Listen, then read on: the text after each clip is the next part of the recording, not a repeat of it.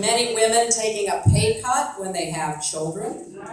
Now, all this lost money adds up. For many families, we're talking about thousands of dollars every year. That's money that could go for rent or groceries or a new car or into the college fund. Now, we could fix this if Republicans would get on board. We, in fact, could fix this today, but they won't. In fact, one Republican candidate for president dismissed equal pay as a, quote, bogus issue.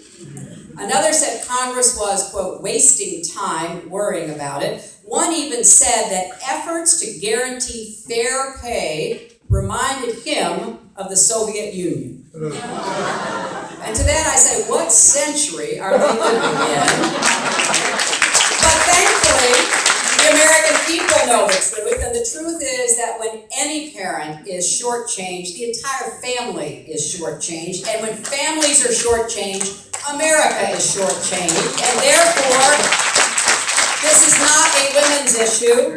This is a family issue and an American economic issue. And here's what we should do instead to close the wage gap. First, we should pass the Paycheck Fairness Act, which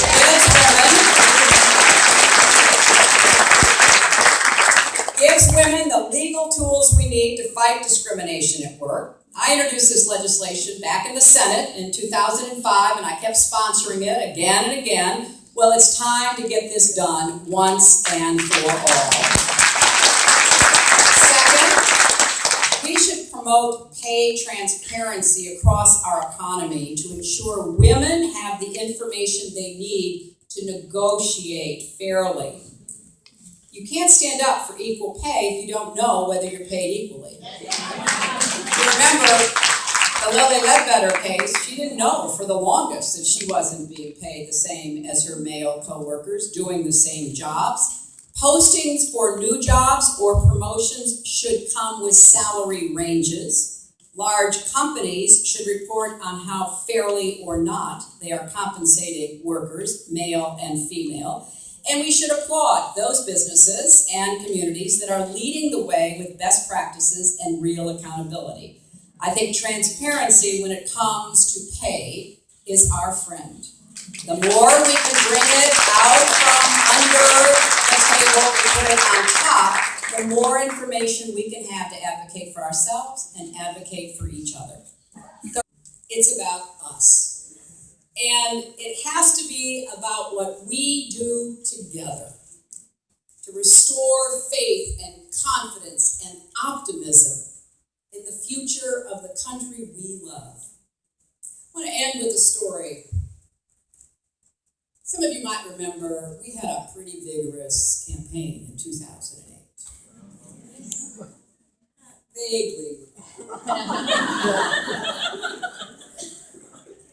And both President Obama and I worked really hard, and he won, and I lost, and then I went to work to make sure he'd win.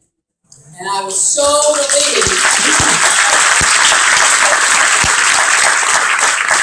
I was just so relieved when finally November 2008 came around, and he did.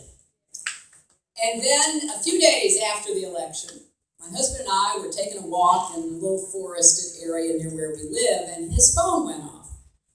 And he answered it, and it was the president-elect, who said, "Bill, I need to talk to you, and I want to talk to Hillary." And Bill said, "Well, we're in the middle of a forest, but as soon as we get home, we'll call." So we did.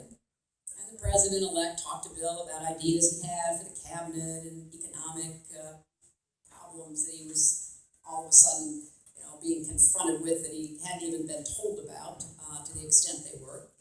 So Bill talked to him and then hands me the phone, and the president-elect says, "I want you to come to Chicago to meet with me." I said, well, certainly, when, as soon as you can come, he said. And I thought he wanted to talk to me about what I would do in the Senate to try to support what he was going to be championing as president. So I went a few days later, go into this big office building and sit down with the president-elect. He says to me, "I want you to be my Secretary of State." I said, "Well, Mr. President-elect, I'm flattered, I'm honored, but there's so many other people," and I gave him names of people that I thought would have been great Secretaries of State. He goes, no, he said, spend all my time dealing with this economy. It's worse than we were even told. And yet we have all these problems around the world, and I need somebody that I can send out there to go anywhere, to talk to anybody, and I want it to be you. I said, well, I can't tell you how moved I am, but, I need to go back to the Senate. Because now he said, I don't want to hear from you until you say yes. So I go back to the airport, I get on the plane, I go back to New York, and I'm thinking, the right thing for me is to stay in the Senate. The people of New York had a rough time. I became senator, and 8 months later we had 9/11. And so I spent most of my first term trying to help people and rebuild our city and protect it and everything. And I decided I needed to go back. So I called the president-elect and I said, again, I cannot tell you how honored I am, and I will support you in any way I can. But I need to go back to the Senate. And so I must say no, Mr. President-elect. He said, I told you, I don't want to hear from you until you're ready to say yes. So, I said to my husband, I said, can you believe this? The president-elect has asked me to be Secretary of State. I told him no twice, and he said he's not going to give up until I say yes. Bill says, well, as I remember, I asked you to marry me twice.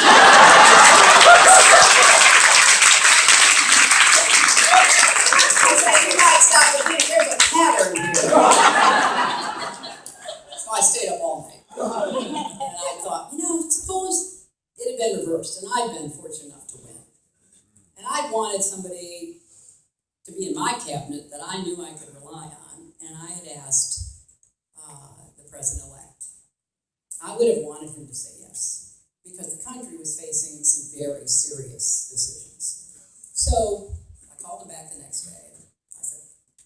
Okay, Mr. President, I'm honored. I will be your Secretary of State. And from that moment on, we began to talk and to work together. Fast forward, my first trip, I go to Asia in February of 2009. And I go because when I started calling presidents, prime ministers, foreign ministers, they all said, we didn't really know what to expect because nobody's been paying a lot of attention to us. And I said, well, that's going to change. The president and I see Asia as a very important priority, and I will come. So I was on my way.